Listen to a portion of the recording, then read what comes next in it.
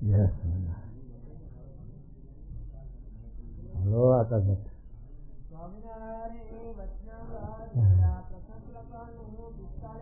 વાહ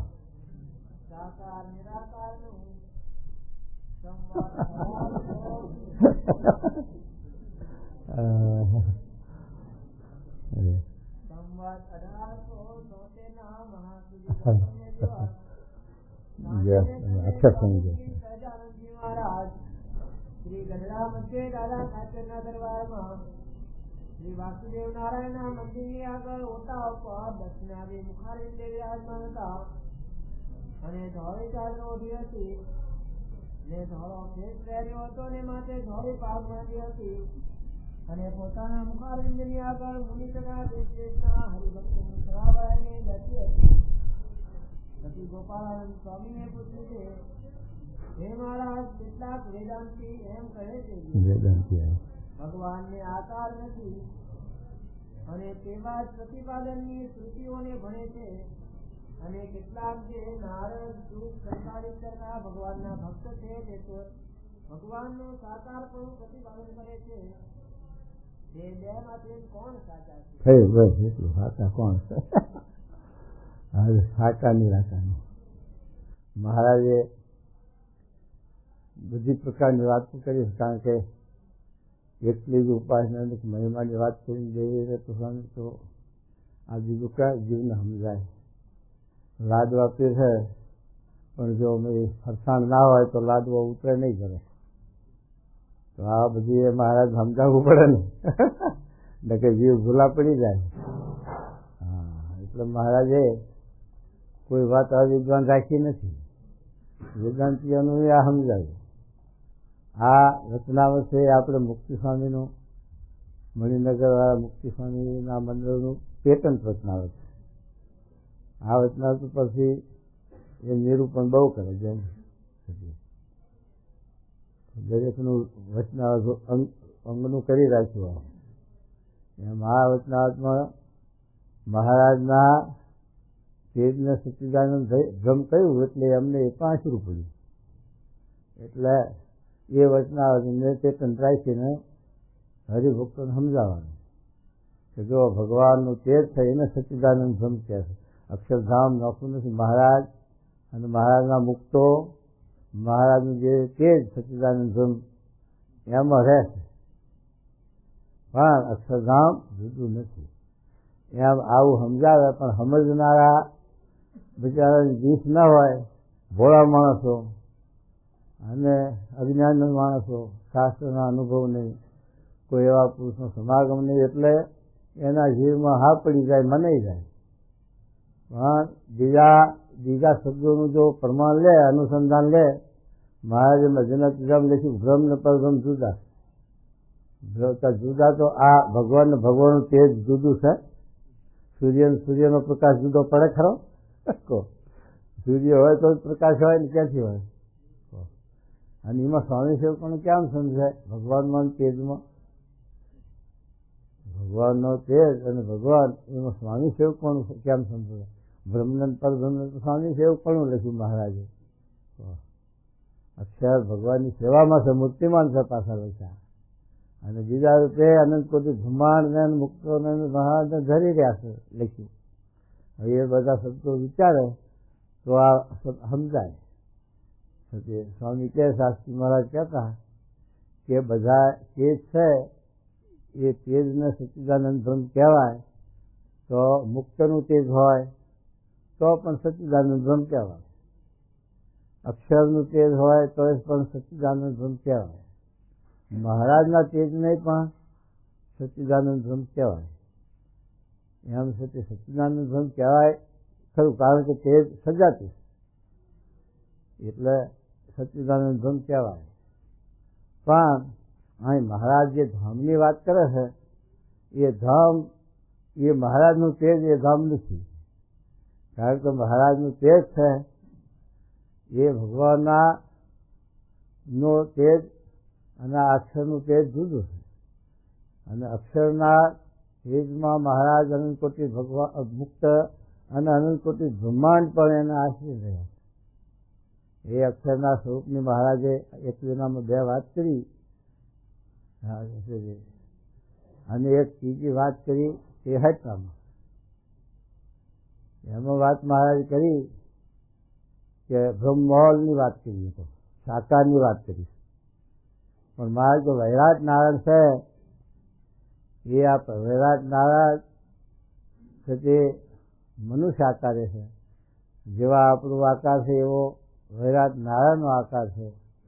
આકાર પ્રણાલી કે સહિત છે, પણ બહુ મોટા છે, વિશાળ છે. 14 લોકનું બ્રહ્માંડ એ વૈરાટ નારાયણનું સ્વરૂપ. એ વૈરાટ શુદ્ધાત્માના વ્યાકર 3 દેહ એમના છે વૈરાજના. હવે એવા જે બ્રહ્માંડ, એક બ્રહ્માંડ આપણી દ્રષ્ટિમાં આવતું નથી, એક બ્રહ્માંડમાં આપણી દ્રષ્ટિ પહોંચતી નથી. આપણે છે તે આ એક બ્રહ્માંડની વાત શું કરે, આપણે આ છે તે મૃત્યુ લોક એ બ્રહ્માંડનો 14મો ભાગ લેશો ને, 14 લોકનું બ્રહ્માંડ એટલે, છતાં પણ આ દ્રષ્ટિમાં આવે તો અહીંયાથી આપણે પણ ભાગો નથી ભારતા તો છે તે અનંત કોટી બ્રહ્માંડ રૂવાટામાં તો 3.5 કરોડ રૂવાટા, કેટલા બ્રહ્માંડની સંખ્યા ગણવામાં આવે. હવે એ છે તે આવું અક્ષર બ્રહ્મનું સ્વરૂપ પણ સગુણ સ્વરૂપ, મોટામાં મોટું, એ કેમ દ્રષ્ટિમાં આવી શકે? આપણી દ્રષ્ટિ તો અલ્પ છે. કૃષ્ણ ભગવાને વૈરાટ સ્વરૂપ ધર્યું તે અર્જુનની દ્રષ્ટિમાં ક્યાં આવતું? ભગવાને કૃપા કરીને દેખાયો, દ્રષ્ટિમાં એવો છે તે દેખવાની શક્તિ આપી, એટલે વૈરાટ સ્વરૂપ જોઈ શકે અર્જુન, ને કે જોવાય નહીં. આપણને પણ મહારાજે ગુણાતી સ્વામીએ આપણના જ્ઞાનની ચક્ષુ આપી છે, જ્ઞાન ચક્ષુ, અને જ્ઞાનરૂપી શક્તિ આપી છે. એટલે આપણે આ વાત સમજી શકીએ છીએ એટલું, ને કે આપણને પણ આમાં દીસ પડે એવી નથી. બહાર જઈ આવો, કોઈને પૂછો કે આ દીસ પડતી હોય કોઈને અટકો, અને આપણે આટલી દીસ પડે છે એ આ મહારાજની દયા, ગુણાતી સ્વામીની કૃપા, એવા પુરુષોની મહારાજ આ છે કે આપણને આ જ્ઞાન ચક્ષુ આપ્યા, એટલે આપણે આ જોઈ શકીએ સતત જગતના રૂપને જોઈએ છીએ આપણે કે નાશવંત છે અને ક્ષણિક છે, અને ભગવાનનું ધામ જોઈએ છીએ આપણે, મહારાજનું આત્માનું સ્વરૂપ ઓળખી શકીએ. એ કૃપા બધી મહારાજની સ્વામીની છે, અને એમની વંશ પરંપરાએ અત્યારે સત્પુરુષ મહારાજના ભાવને પામેલા પુરુષો આપણના જ્ઞાન ચક્ષુ આપે છે, દ્રષ્ટિ આપે છે. તમે અંતરની આંખે ઓળખી કરો સદગુરુ સંતનો સંગ ઓળખવું અંતર. અંતરની આંખે આખી આ બાલ્ય આંખે તો 2 હાથ દેખાય છે, 2 આંખે, પણ આ અંતરની આંખે જ્ઞાન ચક્ષુ. કીર્તનોમાં પણ કેવા શબ્દો મૂક્યા, જેની સુરતા અહોની ગગન ચડી. ગગન ચડી લોક શું સમજાય? આકાશમાં. સુરતા આપણી આકાશમાં છે, કે આકાશમાં તો તારા દેખાય બહુ હોય તો રાતે, હો અત્યારે તો દેખાતા હોય, પણ એ ગગન એટલે હૃદય આકાશ, જેની સુરતા એટલે જેની અંતરદ્રષ્ટિ, અંતર્વર્તી હૃદય આકાશને વિશે રહે છે, એને અજાણ છે. 9મું શેલાનું રચનાવ હૃદય આકાશ, જાણનારૂપ દરવાજો, એ વાતો મહારાજ કરી છે, અને એ વાત આપણે ના સમજાવી. એટલે મહારાજને આ વેદાંતિની વાત કરે છે, વેદાંતિ પૂછે છે, સાકાર નિરાકારની વાત કરે છે, કે વેદાંતિ એમ કહે છે ભગવાન નિરાકાર છે, વસ્તુ સાચી છે, એમનું કહેવું સાચું છે. નિરાકાર એટલે એમના આકારનો કોઈ નિર્ણય નથી. આ જીવના આકારનો નિર્ણય નથી, તો ભગવાનના આકારનો નિર્ણય કોણ કરી શકે? આ જીવના આકારનો કઈ નિર્ણય છે? બાલાજી જીવ નિરાકાર છે, અને એને અજ્ઞાન છે, કારણ શરીર વગેલું છે, એટલે સાકાર છે. સાકાર છે પણ કારણ શરીર છોટો, એટલે 84 લાખ યોનીમાં જે આકારો છે એ બધા બદલે, એટલે એનો આકારનો કયો નિર્ણય કરવો? જીવના આકારનો નિર્ણય થઈ શકાય? એટલે કોઈ નિરાકાર છે, પણ એ નિરાકાર નથી. એને કારણસર જે અજ્ઞાન છે એને લઈ અને માયાનો આકાર એને ધરવો પડે છે, માયાનો આકાર બંધાયો છે અને અનાદિકાળ. પાછું એમ કહે કે જીવ પહેલો નિરાકાર હતો ને પછી એના આકાર આ સાથે દેહ વળગ્યું છે, એવું નથી. જેમ મહારાજ ડાંગેરનું ખોતવાનું દ્રષ્ટાંત આપ્યું કે ડાંગેર છે એનો ચોખ્ખો છે અને ચોખ્ખોના સાથે જે ફોતરું વળગેલું છે ઉપર, એને ક્યારે સંબંધ થયો? કારણ કે ચોખ્ખો અને ફોતરું સાથે જ છે, અનાદિ છે. એ પછી વળગ્યું છે એવું નથી. એમ જીવને કારણ શરીર પછી વળગ્યું એવું નથી. જીવને કારણ શરીર સ્વતો જ છે, એટલે સદાય સાકાર જ છે. એ નિરાકારની સાથે નિર્વાસનિક થાય અને નિરાકાર બ્રહ્મની ઉપાસના કરે તો બરોબર. તો આ દેહનો પછી ધરવાનો ન રહે, ત્યારે નિરાકાર થઈ ગયો હતો અને તેજ સચ્ચિદાનંદ બ્રહ્મ તેજમાં ભળી જાય. પણ છે તે એવી રીતે ભગવાન છે, એ ભગવાનને કોઈ નિરાકાર છે, પણ નિરાકાર માં કરતાપણું ના હોય. નિરાકાર એટલે એમના આકારનો કોઈ નિર્ણય ન કરી શકતું. કારણ કે ભગવાન અહીં અવતારો ધર્યા, એમાં જેટલા અવતાર ધર્યા એટલા આકાર જુદા લે. આકાર જુદા, રૂપ જુદું, સ્વભાવ જુદા, પ્રકૃતિ જુદી, કાર્ય જુદું, કેમની મેળવણી કરી શકે? કારણ કે આપણી જ્ઞાન ચક્ષુ નથી, દિવ્ય ચક્ષુ નથી, એટલે આપણે દિવ્ય વાતને સમજી શકતા નથી. દિવ્ય તત્વ છે એક જ છે, અને બાકીના તે આ ભગવાન મનુષ્ય દેહમાં આવે એમાં તો બધું જુદું, કાર્ય જુદું, રૂપ જુદું, ગુણ જુદા, પ્રકૃતિ જુદું, સ્વભાવ જુદા. પછી એ સ્વરૂપનો કોણ નિર્ણય કરી શકે? એટલે ભગવાનને નિરાકાર કીધા. પણ નિરાકાર નહીં. નિરાકાર તો છે તે ભગવાનને કરતાપણું કહેવાય નહીં. અને આ સૃષ્ટિ બધી સાકાર બનાવી તો ભગવાન નિરાકાર કેમ હોઈ શકે? પણ નિર્ગુણ શબ્દ છે. ભગવાન નિર્ગુણ સ્વરૂપે એટલે શું? દિવ્ય સ્વરૂપે છે, ચૈતન્ય સ્વરૂપે છે, એટલે આપણી દ્રષ્ટિમાં આવતા નથી. એનું દ્રષ્ટાંત મહારાજે સ્વામીએ બરોબર આપ્યું કે જેમ આ જીવ છે, એ જીવ અધોગતિને પામેલો જીવ ભૂત યોનિને પામે. હવે ભૂત યોનિને પામ્યો એ તો જીવ વાસનિક છે, છતાં પણ એનો આ સ્થૂળ દેહ તો બાળી દે, નાશ થઈ જાય.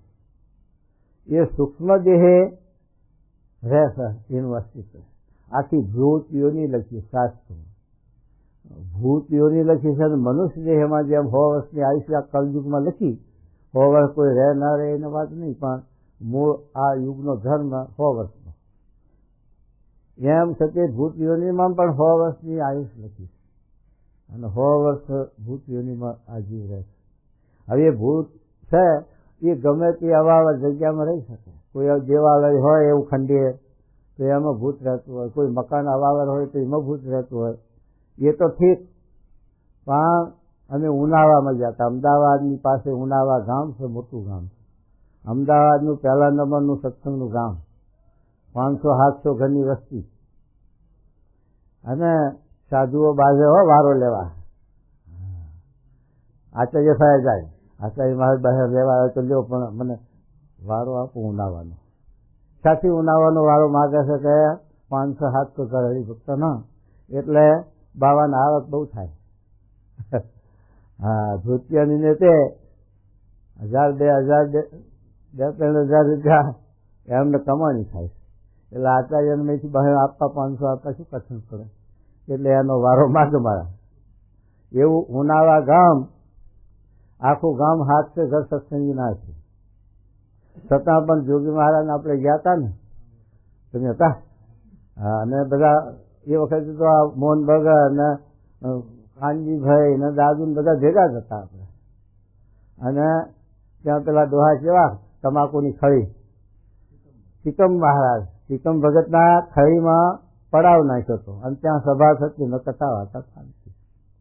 પણ હરિભક્તો કે સ્વામી આ ભૂતની ઉપાધિ બહુ છે, કે સ્વામીને ગામમાં શીખો 100 ઘેર સુધી જાય કે મેઢા હોત ચડાવ, મેઢા ઉપર ચડાવ.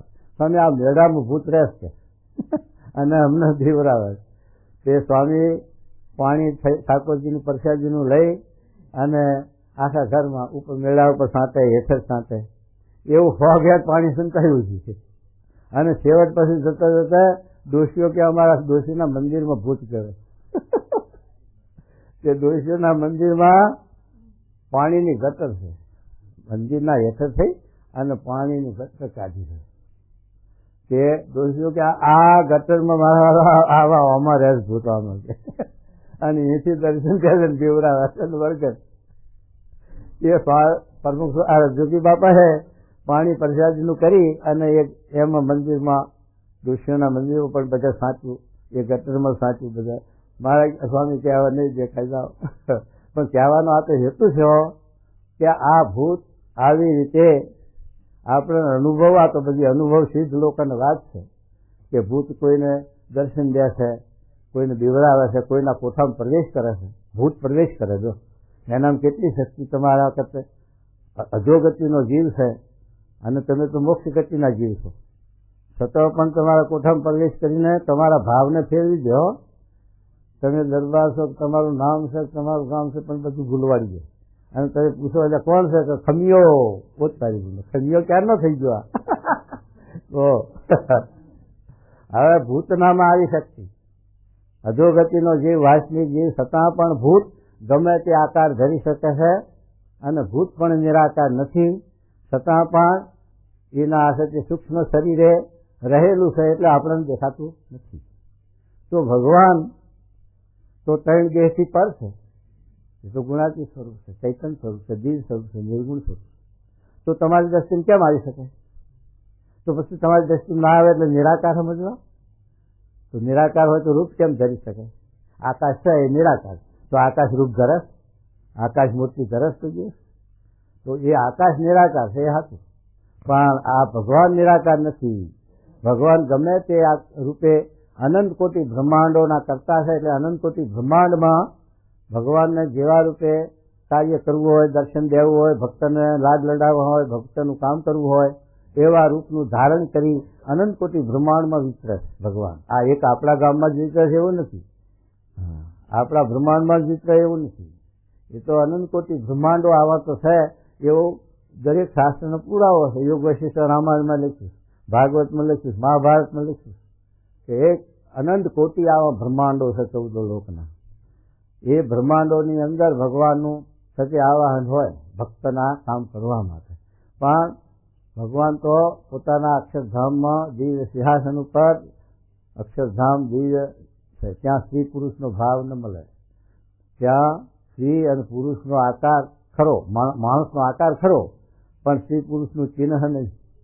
એવું દિવ્ય ધામ છે. અને ગીતાની અંદર પણ આ શ્લોક લખ્યો છે ને કે ત્યાં સૂર્ય ચંદ્રની ગતિ નથી, ત્યાં સ્વપ્રકાશ છે અક્ષરધામમાં. અને કેવો સ્વપ્રકાશ છે કે આ બધી પૃથ્વી કાચની હોય, આ બધું કાચનું જ હોય. અને આ તારાઓ છે એટલા બધા ચંદ્રમાં સૂર્ય હોય, અને કેવો પ્રકાશ થાય. શીતળ શાંત છે રે તેજની ઉપમા નવ દેવાય, તેમાં હું રહું રે દ્વિભુજ દિવ સદા. જો મહારાજ બોલે, પોતે સ્વયં બોલી ગયા છે, લખી ગયા. તો પછી આપણે નિરાકાર સમજીએ તો આપણી મૂર્ખામી કહેવાય, અને આપણે ભગવાનની સાથે ઉપાસના ન રહી. પછી મહારાજે 40ના વચનામાં લખ્યું કે ઉપાસનામાં ભક્તિમાં શું ફેર છે? તો ભક્તિ તો 9 લખી, શ્રવણમ, કીર્તનમ, વિષ્ણુ સ્મરણમ, પાદ સેવનમ, એ બધી 9 પ્રકારની ભક્તિ લખી. અને એમની સેવા મને વચને દેહે કરવી એ ભક્તિ છે. એમના વિશે હેત કરવું, પ્રીતિ કરવી ભગવાનના વિશે એ ભક્તિ છે. પણ ઉપાસના તો આને લખી, સાકારની દરતા હોવી જોઈએ. સાકાર વગર તમે કોના પાસે જઈને બેહો તો ઉપાસના કહેવાય. ઉપાસન, સમીપમાં રહેવું, સમીપમાં આસન કરવું, એવું ઉપાસન. આ સંસ્કૃત વાળા જાણતા હોય, આપણે તો ગપોડ બાંધી સાંભળેલું કેમ કરીએ. પણ એ મહારાજ કહે છે કે એવી રીતે ઉપાસના કોની કરવી? તો આપણે પ્રોફેસર, એન્જિનિયર, પ્રોફેસર નિરાકાર હોય તો આપણા એન્જિનિયર એનાથી થઈ શકાય? ખવાય છોકરા એન્જિનિયર કોલેજમાં ભણવા જવું હોય તો પ્રોફેસર નિરાકાર હોય તો ભણાય? પ્રોફેસર સાકાર બેઠા મૂર્તિમાં એનો ફોટો હોય તો ના ભણાય. પ્રોફેસરનો ફોટો સામે લઈને બેસી ભણવા તો ભણાય? એ તો એના થકી પ્રોફેસર થયેલા હોય એને ગોતવા પડે. જે આપણા પ્રોફેસર આપણાને ભણાયેલા હોય એનો ફોટો આપણા છોકરાના ભણી શકે ને. એને પાછા પ્રોફેસર જોઈએ જુદા એના થકી થયેલા. એ વિચાર કરે તો આ સમજાય એવી વસ્તુ છે, પણ વિચાર ના કરે એટલે લોલ હાકે. હા, અરે નિરાકાર ક્યાંથી કહી શકે? મારા ગરવી સમજાયું, તારા ગરવી પણ એવા તું એવો. એ તો મહારાજ એટલા સારું આ વચનાવત આપણને નિરાકાર સાકારની જે મહારાજ કે તે વેદાંતિઓ છે એ ભગવાનને નિરાકાર કહે છે. એટલે નિરાકાર કહે છે બરોબર છે કે ભગવાનના આકારનો જે નિર્ણય નથી કરી શકતા એટલે નિરાકાર કહે છે, પણ ભગવાન નિરાકાર છે નહીં. ભગવાન તો ચૈતન્ય સ્વરૂપે દેવ સ્વરૂપે જેમ ભૂત છે કે સગુણ આપેલા છે સૂક્ષ્મ શરીરે રહી શકે છે એમ ભગવાન ચૈતન્ય સ્વરૂપે રહેશે. એટલે ભગવાનના આવરણ ન હોય. આ એના ભક્તો નથી હોતા. નરસિંહનાથના ઘરમાં પૂરે બહાર નીકળી જતા. પેલા ભગતને આપણે શું કે ગુણાતી સ્વામી ના તુલસીદાસ ઘરમાં પૂરા તો તાળા મારે તો બહાર નીકળી જાય. આડા ઊંઘી જાય. પેલા છોકરા સ્વામી સાચું કરવું પેલા પટેલ નતા આવતા ને, હે હંસરાજ પટેલ. એ હંસરાજ પટેલનો છોકરાનો સ્વામી પછી ધામમાં મોકલી દીધો. પણ કહેવાનું શું કે એને આવરણ નતું. જો પહેલાદજીના આવરણની પહેલાદને એના બાપે હરણે કશી મારવા માટે જે ઉપાય કર્યો છે એટલો ઉપાય આપણા માટે કોઈ કરે તો આપણે રહે આપણો જે એટલો પહેલાદના માટે હરણા કશુપીએ ઉપાય કર્યો. અગ્નિમાં છેવટ હોમે હોકા ભેગા અને તે થાંભલામાં બાદ ભરાવી અગ્નિના થાંભલા ભોયમાં કાદેવમાં દાટ્યા હાથીના પગે બાંધ્યા. ન કરવાના ઉપાયો કર્યા એમ સમજો ને. ડુંગરા ઉપરથી પડતા મૂક્યા તો પણ એના દેહના કાઢી તો એ કોના પડતા છે? ભગવાનના કરે. તો પછી ભગવાનના દેહને ક્યાંથી આંચ આવે? ભગવાનનો દેહ જીવ જેવો પહેલાદનો દેહ જીવ જેવો કરી નાખ્યો તો ભગવાનનો દેહ પછી જીવ જેવો હોય ચૈતન્ય હોય એમ શું નવી કહો. પણ આપણાને એ વાતમાં ઊંડા ઉતર્યા ન હોય એવા પુરુષ થકી આપણે શાસ્ત્ર સમજ્યા ન હોય એટલે આપણે પછી આકારનું ખંડન કરીએ. ત્યારે આકારનું ખંડન કરવાથી ભગવાનનો દ્રોહ થાય છે. મહારાજે તો એવું લખ્યું ગુણાતી સ્વામી મહારાજે કે જે ભગવાનના આકારને નિરાકાર કહેનારા છે એને તો અનંત જન્મ સુધી ગર્ભવાસમાંથી કાપીને બારો કાઢશે પણ બારો સાત કાઢીને રોશે નહીં એવો અપરાધ થશે. આપણા ગામનો સરપંચ હોય એને આપણે નાક કાન વગરનો કહીએ તો આપણને હક લેવા દે? આપણા સરપંચને ગામના મુખીને કે ગામના આગેવાન હોય એને આપણે જરા નાક કાન વગરનો તો પછી એને કેવું લાગે? તો આપણે ભગવાનને નાક કાન વગરના કહીએ નિરાકાર તો પછી એને ભગવાનને ખોટું ના લાગે કહો? તો એ વાત મહારાજ સમજાવે. માટે છે કે ભગવાન સદાય સાકાર છે અને કરતા. સાકાર સર્વોપરી કરતા અને પ્રત્યક્ષ. આ ચાર લક્ષણ આવે તો આપણામાં હૃદયની ભક્તિ ઉદય થાય, નકર હૃદયની ભક્તિ ન થાય. અને હૃદયની ભક્તિ ના હોય ત્યાં સુધી મહારાજે લખ્યું કે નારદજી જેવો ગુણવાન હોય તો પણ અમને ગમે નહીં એમ કીધું છે. ગમે નહીં તો પછી પાછું બેહવા કેવો છે? જે માણસ ના ગમતો હોય એને આપણે ફાળી બેહવા દઈએ. છેવટ આવીને બે હતા આપણે ઉઠીને આગા હાલી થવું પડે પણ ગોઠે નહીં તો પછી ધામમાં ક્યાંથી રાખે? ભગવાન ક્યાંથી પ્રસન્ન થાય રાજી થાય? એટલે મારે કે વેદાંતિઓ છે એ ભગવાનને સતી નિર્ગુણની મહિમાની વેદની અંદર સૂચિઓ વધારે. આ આપણો જે માઇક દેહ છે એવો ભગવાનનો જે માઇક જે અહીં ધરે છે આપણને દેખાય છે માઇક, પણ એ આ માઇક આકારનું ખંડન કરવા માટે અને દિવ્ય આકારનું પ્રતિપાદન કરવા માટે વેદની અંદર નિર્ગુણ સૂચિઓ વધારે છે અને સગુણ સૂચિઓ થોડી છે. એટલે નિર્ગુણ સૂચિ એ મહિમા છે, મહાત્મ છે ભગવાનનું. એ વેદ છે એ મહિમાનો ગ્રંથ કહેવાય. એ વેદની અંદર મહિમા લખી. જો આપણે એકલો વેદનો જ અભ્યાસ કરીએ તો ભગવાનને આપણે નિરાકાર અને સજે સમજીએ અને નિરાકારને સમજવું એમને આપણે સર્વદેશી સમજીએ. ભગવાન તો સર્વત્ર છે. જેમ આ કુરાન છે, વેદ છે, એ ભગવાનને સર્વજ્ઞ કહે છે. પણ ભગવાન સર્વજ્ઞ છે ખરા, પણ એક દેશી થતા એટલે એક ઠેકાણે રહ્યા થતા પોતાના ઈશ્વરીય કરીને, પોતાની સામર્થ્ય કરીને એ સાથે પોતામાં અનંત એવી પ્રસિદ્ધિઓ છે. કોઈ ગોળીઓ છે, કોઈ સામાન્ય સિદ્ધિવાળો માણસ હોય છે, તોય પણ શંકરાચાર્યએ રાજાના કોઠામાં પ્રવેશ કર્યો લો, અને કે એક દાડો બે દાડા નહીં, 6 મહિના સુધી શંકરાચાર્યએ શણગાર રસની વાર્તા જાણવા માટે રાજાના ખોડિયામાં પ્રવેશ કર્યો, તો ભગવાન સચે ન પ્રવેશ કરી શકે? તો એ તો શંકરાચાર્ય તો ભગત હતા. શંકરાચાર્ય તો શંકરનો અવતાર કહે છે, પણ એ મૂળ તો શંકરના ભગત, મુક્ત એકાંતિક. તો એ સચે એવી શક્તિ તો એવા ભક્તોમાં એવા સમા છે. તો ભગવાન તો સિદ્ધિઓના નિધિ છે, દરિયો, એમના ત્યાં સિદ્ધિઓનો પાર છે કે ત્યાંથી જ બધા આવેલી છે. થોડી ઘણી જે સિદ્ધિઓ આવી હોય એ ત્યાંથી જ આવેલી છે. તો એવા જે ભગવાન એને વેદાંત નિરાકાર કહે છે, એ એમની સમજણની ભૂલ છે. એટલે મહારાજ કહે છે કે નિરાકાર નહીં પણ નિર્ગુણ સ્વરૂપ છે ભગવાનનું, એટલે આપણી દ્રષ્ટિમાં આવતું નથી. એટલે ભગવાનને નિર્ગુણ સ્વરૂપ છે એટલે એમને કોઈ આવરણ નથી. એમને આ દિવાલ હું જવું આપવું એ આવરણ નહીં, આપણાથી નીકળાય નહીં, અને એમને એ આવરણ નથી. એટલે પછી આપણી દ્રષ્ટિમાં આવતા નથી. આપણી દ્રષ્ટિમાં ક્યારે આવે કે જેમ કોઈ માણસને ભૂત વળી ગયું, કોઠામાં ભૂતે પ્રવેશ કર્યો હોય, તો એ ભૂતને દેખી શકે, પણ એના ફાયે બીજા માણસો દેખાશે? વિચારતો. તો પછી એ ભગવાન કે આવા મોટા પુરુષ, ગુણાતીત પુરુષ હોય, ગુણાતીત સ્વામી છે, શાસ્ત્રી મહારાજ છે, જોગી બાપા, એવા એને ભગવાનનો સાક્ષાત્કાર છે, ભગવાનને દેખી શકે. અને આપણે એવી સ્થિતિ નથી થઈ તો નથી દેખી શકતા. તો એવી સ્થિતિ થઈ શકે આપણને પણ એનો સાક્ષાત્કાર થશે, દેખાશે. એટલે મહારાજ કહે છે કે આવી રીતે વેદાંતિઓ જે નિરાકાર કહે છે તે મહારાજ આ ભક્તો સંતો કહે મહારાજ એ તો અમારા માન્યામાં આવતું નથી, અમે તો તમારા આશ્રિત છીએ અને તમારા થકી આ મહિમા સમજ્યા છીએ, પણ એમાં સાચું શું છે એ અમને નક્કી કરીને દર્તા કરાવો, તો અમને કોઈ શાસ્ત્રે કરીને કે કોઈના સમાગમે કરીને કે કોઈની વાતે કરીને અમે ભ્રાંતિમાં ન પડીએ, અમને શંકા ન થાય, સંશય ન થાય.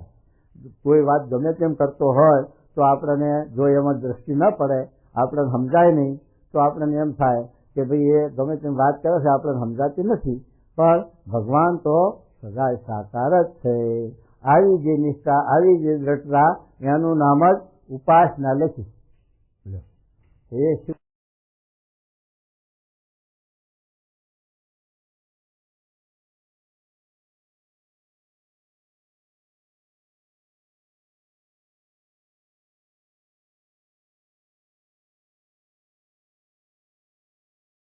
જુઓ હે?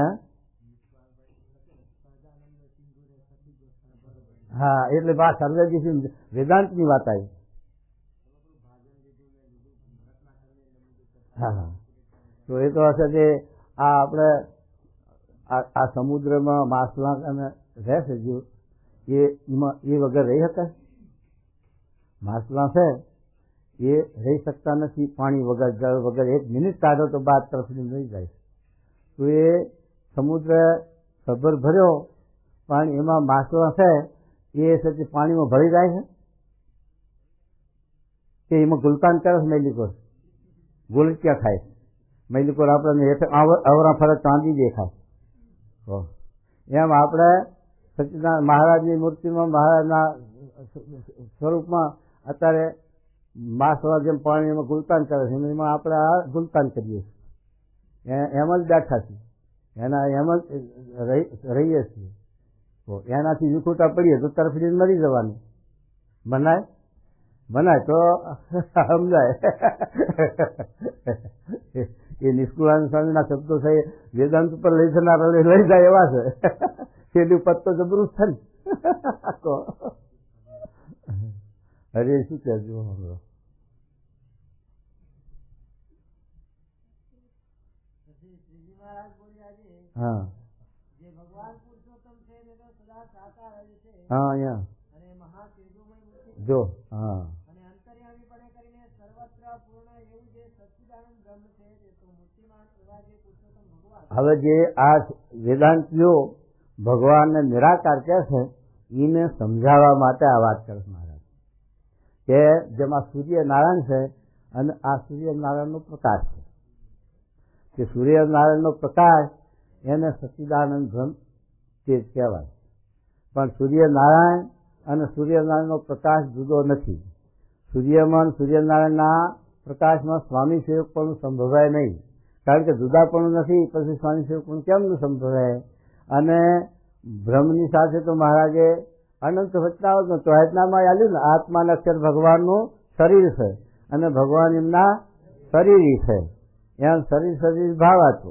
મજના ટીકામાં એવો ભાવ આચો કે બ્રહ્મ પરબ્રહ્મ જુદું છે બ્રહ્મ સાથે આ જીવને એકાત્મ ભાવ કરી બ્રહ્મરૂપ થઈ અને પરબ્રહ્મની સ્વામી સેવકપણે ઉપાસના ભક્તિ કરવાની છે અને લોયાના હાથનામાં શબ્દ મૂક્યો કે બ્રહ્મરૂપ થયા વિના ભક્તિનો અધિકાર નથી મેટ્રિક પાસ કર્યા વિના કોલેજમાં દાખલ થવાનો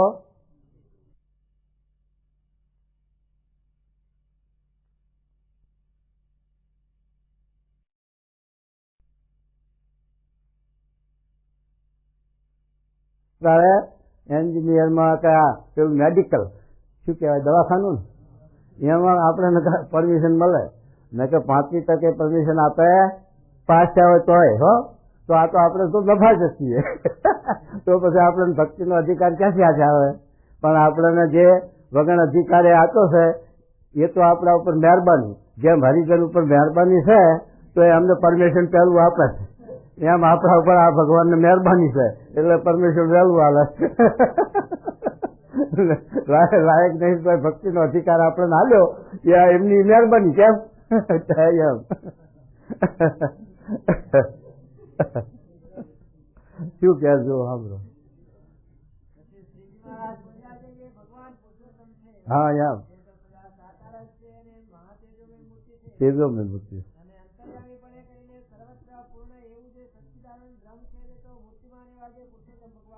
એટલે આ મહારાજ એમ કે છે કે જો મહારાજ નિષ્કુળાન લખ્યું ને ભક્તિ ન ચૈતન્ય ચૈતન્ય એક નહીં ઇન્દ્રિય મન જીવ ઈશ્વર એક એકથી અધિક તેથી પર પરમેશ્વર આ બધા એનું તેજ છે જેમાં આ દીવા છે ઇલેક્ટ્રિક એક જ છે પણ ગ્લોબ છે કોઈ 25 નો કોઈ 5 નો કોઈ 100 નો કોઈ 500 નો 1000 નો આપણા શિખર ઉપર 500 નો પણ છે તો કેટલું અજવાળું આપે છે ઇલેક્ટ્રિક નહીં છે પણ આ ગ્લોબ એમ ભગવાન એકના એક પણ આ બધા ગ્લોબ છે બધા હો આ બધા ગ્લોબ એમાં જેટલો પેલો છે જે 5 નો ગ્લોબ હોય કોઈ 25 નો હોય કોઈ 100 નો હોય એ પ્રમાણે પ્રકાશ ફેંકાય છે ઇલેક્ટ્રિક એક છે બીજી એમ પણ અહીંયા એમ આ સતી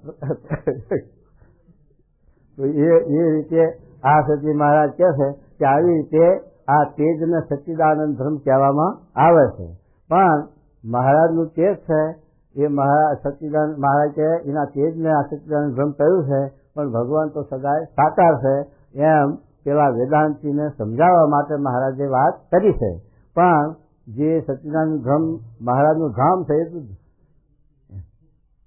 એ કહે મહારાજ શું કહેજો ક્યાંથી આવો સાહેબ પધાર્યા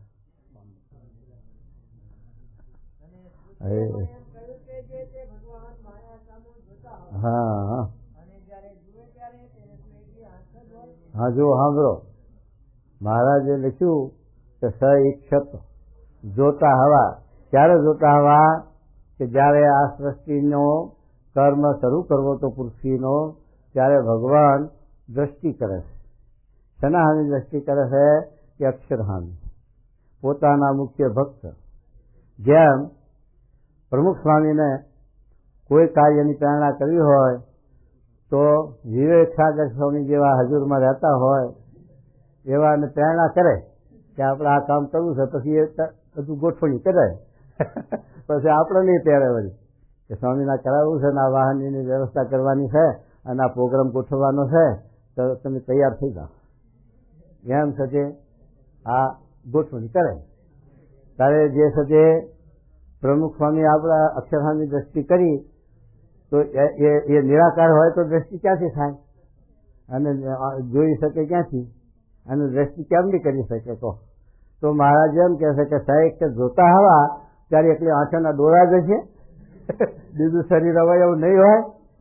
માટે બધું છે, હાથ પગ આપણા જેવા જ છે, પણ એ ચૈતન છે. જેમ હાકરનું નાળિયેર, જેમ રમકડા, હાકરના રમકડા હોય તે હાકરનું સિંહ બનાવ્યો હોય, પૂતળું બનાવ્યું હોય, પણ એક વર્ષથી કરવા માંડો કશું આડું આવે જ નહીં. હજકું કે વાર તો મુવા કાંઈ એવું છે જે આ દિવ્ય સ્વરૂપ છે. એટલે મહારાજ આપણને આ સમજાવે કે ભગવાન તો સદા સાકાર છે, એમનું જે આ તેજ એ સત્ય નિરાકાર છે. એટલે તેજ નિરાકાર હોય એમાં નવી નહીં. પણ મહારાજ આ વેદાંતિને સમજાવવા માટે કહે છે, પણ આ જે અક્ષરનો પુરુષોત્તમનો ભ્રમનો પરબ્રહ્મનો જે ભેદ એ જુવાળું એ સમજાવવા માટે એ વેદાંતિઓ ત્યાં આગળ લાયક નથી અને એ વાત એમના નથી કરતા. આ તો એક છેવટ ભગવાન નિરાકાર છે એને સાકાર સમજાવવા માટે જ વાત કરી છે. એટલે ભગવાન સાકાર છે એના તેજને સચ્ચિદાનંદ કહે છે, એમ કહે છે મહારાજ. એટલે આપણે એવું નહીં સમજવાનું કે જો આ છે તે મૂળ અક્ષરને સચ્ચિદાનંદ કીધું મહારાજનું તેજ જ છે એમ સમજવાનું નહીં. મહારાજથી મૂળ અક્ષર જુદા બે સ્વરૂપની વાત છે. બ્રહ્મ પરબ્રહ્મના બે સ્વરૂપ નોખો છે અને તે એ મહારાજે પણ એવી રીતે સમજાયું અને શાસ્ત્રી મહારાજ પણ આ ચોહટના વચના ઉપર આપણને બે મૂર્તિઓની વાત કરતા. આપણા સંપ્રદાયમાં પણ ઘણાની એવી સમજણ હતી કે એક મૂર્તિનું જ્ઞાન હતું. એટલે મધના 13ના વચનાવટનો એવો ઉત્તર એવો છે તે પ્રતિપાદન કરનારા સત્સંગમાં હતા કે મધના 13ની અંદર જે સચ્ચિદાનંદ બ્રહ્મ તેજ કહ્યું છે એ અક્ષરનું તેજ છે. એ તો હાથું ગણે, એ તો મનાય. એને આત્મા કહીએ, અક્ષર કહીએ, બ્રહ્મ કહીએ, પણ એની અંદર જે મૂર્તિ રહી છે એ ગુણાતીત. આવું કહેનારા આપણા ગુણાતીત બાગમાં હતા અને ગુણાતીત બાગમાં એવા એક મૂર્તિનું પ્રતિપાદન કરે કે ગુણાતીત સ્વામી. અને ગુણાતીત સ્વામીમાં મહારાજ આવી ગયા એટલે પછી મહારાજ અક્ષરધામમાં નોખા નથી. એટલે આખું એ મહારાજના આકારનું, મહારાજના સ્વરૂપનું આખું ખંડન થઈ જાય. એટલે મહારાજે એમાં ઠપકો દીધો. મહારાજ કે શાસ્ત્રી મહારાજ કહેતા ને કે 3 પ્રકારના ભક્ત, રાવણ અને વિભીષણ અને શૂરપંખા, 3 ભગત. પણ 3નું ભગતનું ભજન જુદું. ભજન તો શિશુપાળને દંત વગર કાળીઓને એ કરતા હતા. એ આપણા કરતા જબરા ભગત. આપણે જેટલું ચિત્તવન મનન અનુસંધાન નથી રહેતું એટલું એમને રહેતું, અખંડ અનુસંધાન. એમ આ છે રાવણના અખંડ અનુસંધાન. સીતાને ક્યારે ઉપાડી લો, સીતાને ક્યારે હરણ કરું, ક્યારે રામ મરે ને સીતા વરે, આવું ચૂકવું. તાર જો એને ભક્તની ભક્તિ અને ભગવાનનો દ્રોહ. એમ આપણે ગુણાતીત સ્વામી મહારાજ આવી ગયા એમ માનીને મહારાજનું વચન સ્વરૂપ ઉડાડીએ તો આપણે પણ રાવણ જેવા છે જ ના છે. તો રાવણ જેવા થાય તો શું થાય? માથું કપાય. કારણ કે ભગવાનની ઉપાસનાનું જ ખંડન છે, મોટામાં મોટી વાત. એટલે રાવણમાં ખપી જવાય જો મહારાજનું ખંડન થાય તો.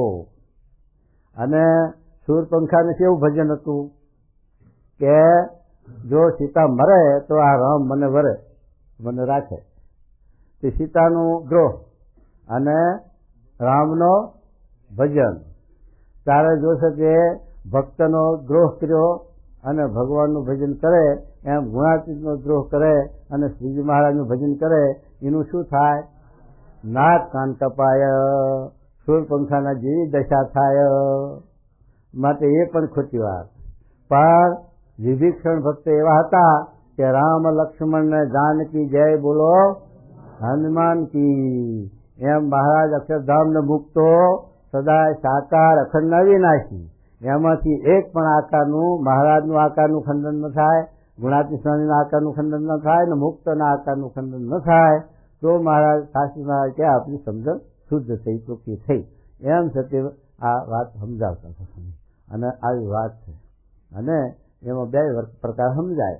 મહારાજના ભાવને પામ્યા એટલે મહારાજ રૂપ છે બધાય, અને સ્વામી સેવકની દ્રષ્ટિએ જોવા જઈએ તો ભેદ ઘણો છે.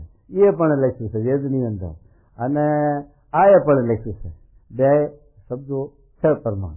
એટલે સતી આવી રીતે શુદ્ધ આપણી સમજણ, શુદ્ધ ચોખ્ખી સમજણ રાખવી એ સતી આપણી સાચી ભક્તિ. ન કહે સતી ગમે તેટલી ભક્તિ કરીએ પણ આવી સૂરપંખાના જેવી કે રાવણના જેવી અવરી ભક્તિ કરીએ તો પછી આપણી ભક્તિનો દાખલો અફળ જાય અને ઉઠતું સતી અધોગતિ થાય. એમ માટે ચોખ્ખી શુદ્ધ સમજણ કરવી એ આ મહારાજનો અભિપ્રાય છે.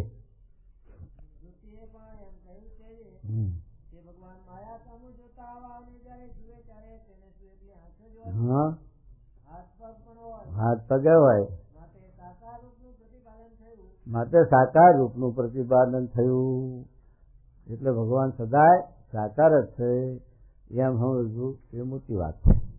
તો જ આપણી ઉપાસના, ને તો ઉપાસના નહીં. મૂર્તિવાના મસ્જિદ, મૂર્તિના પેલી ધર્મશાળા, આ સંન્યાસી મહાત્માની ધર્મશાળા જોઈ છે, ખીચીએ ના હોય. આપણે વલભીપુર જતા કે ખીચીએ ના હોય. સંન્યાસીને શું ભરાવાનું હોય, ખીચી કરે. પછી બિસ્તરો બગલમાં પેલી શેતરંજી મારી હોય કે ભેગી લઈને ફરતા હોય તો જઈને પોરી કરી ના હોઈ જાય. પછી સવારે મૂઠીને હાલતા થાય જય સ્વામિનારાયણ. પણ પછી વિચાર કર્યો કે આ જીવને, આ મનુષ્યને આલંબન વિના રહી શકતા નથી. અને આલંબન કારણ કે આપણી દ્રષ્ટિ તે સ્થૂલ છે, એટલે એને સ્થૂલ આવરણ જોઈએ છે. એને અટકાવવા માટે, રોકવા માટે તે મહારાજે એટલા સારું લખ્યું છે કે કોઈ પણ પદાર્થ એની અંદર પહેલી વૃત્તિને આપણે સ્થિર કરીને તે ત્રાટક કરવું અને વૃત્તિ આપણી મટકા રહિત કરવી. જેમ ભગતજી મહારાજ કરતા, રાગજી ભગત આવી રીતે ત્રાટક કરતા, એવી રીતે આપણે કોઈ પદાર્થમાં વૃત્તિ પહેલી સ્થિર કરવી અને એ વૃત્તિ આપણી સ્થિર થવા લાગે ત્યારે ભગવાનમાં સ્થિર થાય એવું મહારાજે આપ્યું શાસ્ત્ર. એટલા સારું પાછું આ અમદાવાદનું પહેલું વચનાવતું એટલા સારું રાખ્યું સૂર્યચંદ્રની ધ્યાન કરવું અને પછી ભગવાનમાં ધ્યાન કરવું, જલ્દી જલ્દી સિદ્ધ થાય. એમ આ મહારાજ આવું લખ્યું છે કે કોઈ પણ પદાર્થમાં આપણી વૃત્તિને ઠેરાવવી અને પછી મહારાજની મૂર્તિમાં વૃત્તિ જોડવી. આમ મહારાજે લખ્યું છે. એટલા સારું છે કે આ મહારાજ વાત કરે છે કે આવી રીતે ભગવાનના સ્વરૂપમાં આપણી વૃત્તિ સ્થિર થાય એટલા માટે આ સાકાર સ્વરૂપની આ ઉપાસના છે. એટલા સારું મારે કે નિર્ગુણવાળાની એ વાત સાચી લખી છે. નિર્ગુણવાળા એટલે નિરાકાર ના સમજવા, આ દિવ્ય સ્વરૂપ, નિર્ગુણ સ્વરૂપ, ચૈતન્ય સ્વરૂપ, એ સ્વરૂપની વાતે કરી છે અને આ સ્થૂળ સ્વરૂપની વાત કરી છે. બે શાસ્ત્રોની વાત કરી છે. પણ ગીતામાં કેમ લખ્યું કે પેલી વાત અઘરી છે. જે નિર્ગુણ સ્વરૂપમાં સીધું જોડાવવું, સગુણ સ્વરૂપના જોડાયા વગર સીધું પેલા સ્વરૂપમાં જોડાવવું એ બહુ અઘરી વસ્તુ છે. કારણ કે એનું આલંબન નથી ઇન્દ્રિયોને આપણે, એટલે આપણે એમાં સિદ્ધ નથી કરી શકતા એ કાર્ય. અને આ પ્રત્યક્ષ મૂર્તિઓનું આલંબન છે એટલે એમાં આપણે જલ્દી સિદ્ધ કરી શકીએ છીએ. એટલે એ વાતને પ્રોત્સાહન મહાન પુરુષોએ વધારે આપ્યું છે કે આ માર્ગે ઝાઝા જીવને સમાસ થશે, ઝાઝા જીવને સતી વર્તીઓ પાછી વધશે. એટલે પણ બાકી બેનું 55 બીજા વચનાત્મક 60નું મારે કે બે માર્ગ સાચા છે, મોટાએ પ્રમાણ કર્યા છે. બે માર્ગના યથાર્થ અનુસરે તો બે માર્ગમાં જીવનું કલ્યાણ પણ થાય છે, પણ ઉપાસનામાં ઘણો ફેર છે અને સાધન હરખા છે. આવો શબ્દ ચોખ્ખા લખે. તો ઉપાસનામાં કેમ ફેર કે પેલા નિર્ગુણ સ્વરૂપની અનુમાની છે અને આ છે આ સાકાર સ્વરૂપનું આલંબન છે. એટલે ઉપાસનાનો ફેર પડ્યો. અને સાધન હરખા શું છે કે જો નિર્ગુણનો સાક્ષાત્કાર કરવો હોય તો શ્રવણ મનન નિધિ ધ્યાસ જોઈએ અને આ સાકારનો સાક્ષાત્કાર કરવો હોય તોય પણ શ્રવણ મનનને નિધિધ્યાસ જોઈએ. માટે બેમાં સાધન હરખા લખે અને ઉપાસનામાં આ ફેર લખે.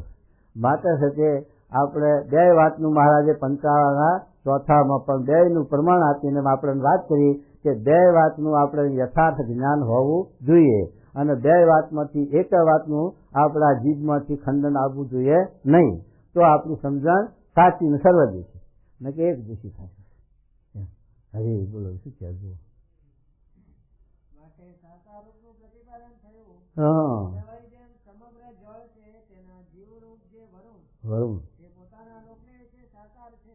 હા જે જળ નિરાકાર કહેવાય છે. જો અને જેમ અગ્નિની જે જ્વાળા છે તે નિરાકાર કહેવાય સ્વામી તો કહે છે અહીંયા મૂર્તિમંત જો ને ભૂષાળ મૂર્તિમંત તાણસ પાણી લઈ જાય છે એમ વાયુ ખેલે છે એમ કીધું છે ને.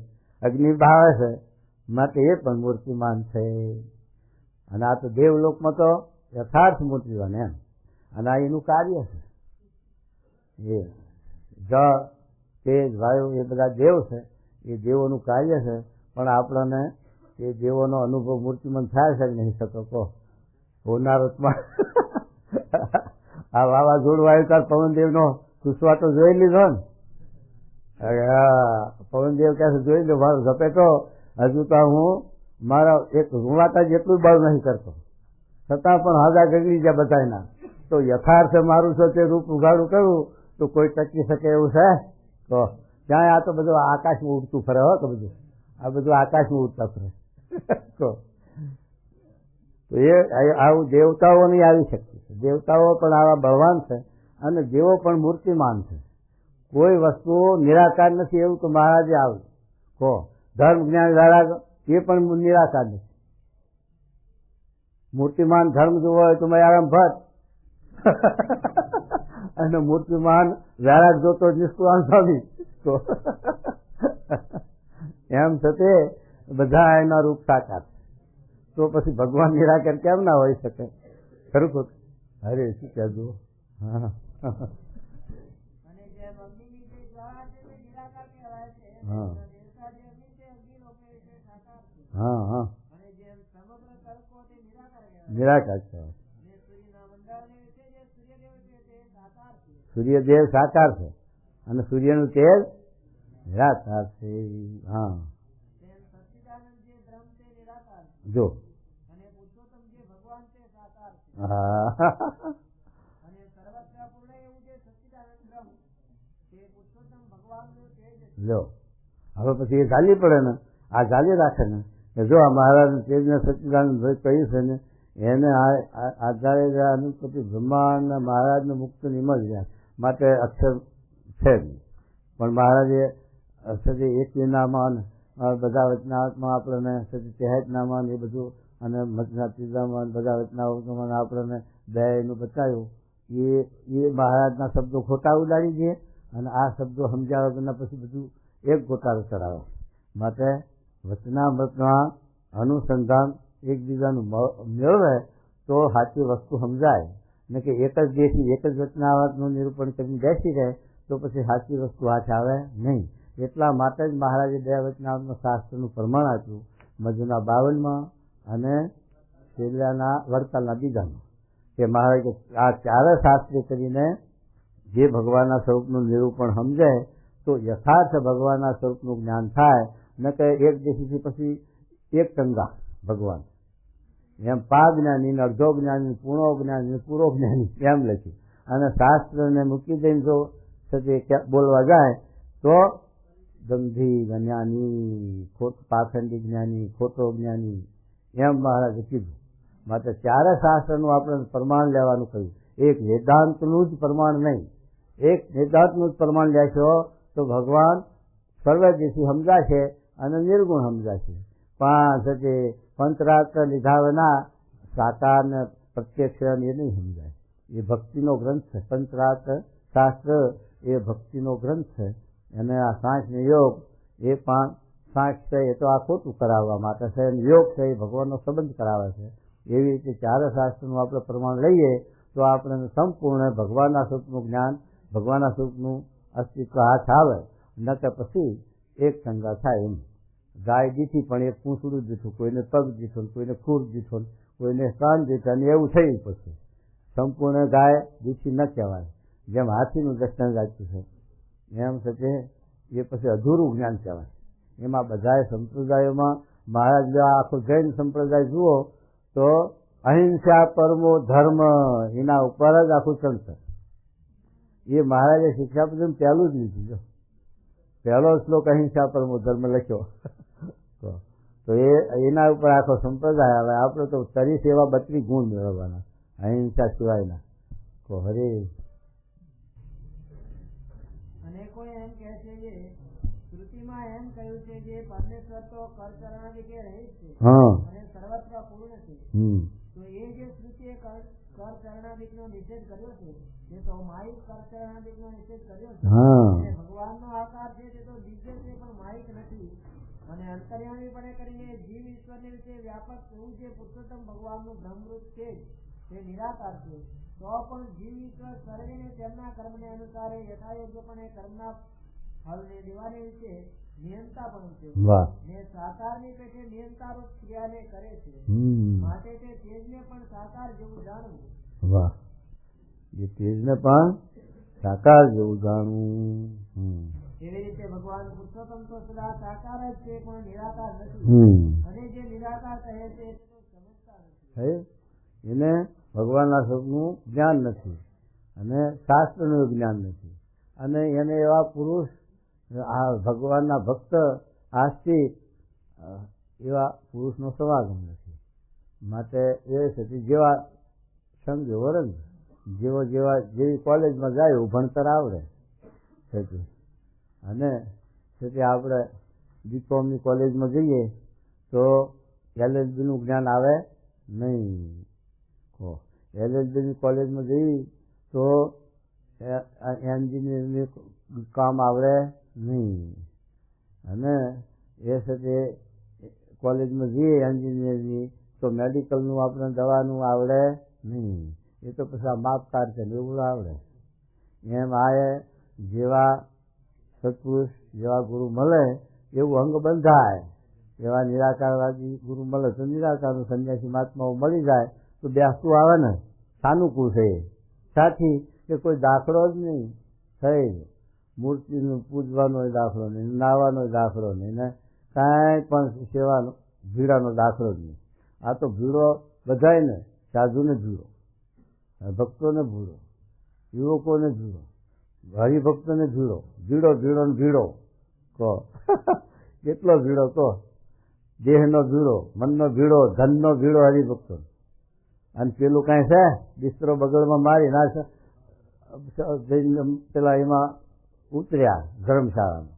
અને પછી હાંજના 1 કલાકનો પ્રોગ્રામ આપ્યો હોય, સંન્યાસી મહારાજ પ્રવચન કરવાના છે માટે સવારે ભેગા થઈ ગયો. 1 કલાક ભેગા થઈ અને ભાષણ કરી અને આ પાછા ધર્મશાળા આવ્યા. પછી હાંધો કહી આવ્યો, કોઈ હરિભક્તને હાંધો હિયારો નહીં, નહીં હાંધો હિયારો, કોઈ ભીડો નહીં, તકલીફ નહીં, કાંઈ દાખલો નહીં થઈ રહ્યું.